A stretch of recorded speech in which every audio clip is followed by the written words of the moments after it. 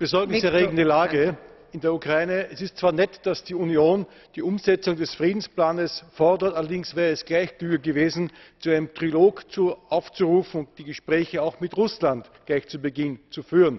Und zum Streiten gehören bekanntlicherweise zwei. Russland hat natürlich viele Fehler gemacht und hat viel Schuld auf sich geladen, aber auch Europa sollte sich nicht vor den amerikanischen Karren spannen lassen und ein transatlantischer Erfüllungsgehilfe sein. Denn der Schaden bleibt letztlich in Europa. 3000 Tote, 1 Million Vertriebene, Milliarden Kosten für Europa und letztlich eine zerstrittene und immer noch korrupte Ukraine. Und Russland wirtschaftlich und finanziell eine gefährliche, brandgefährliche Situation. Ich schlage daher vor, dass wir rasch zur Normalität zurückkommen, den Trilog aktivieren und die Sanktionen einstellen und sehr dämpfend und vernünftig mit beiden Seiten kommunizieren. Vielen Dank. Herr Kovachev, 1 minute.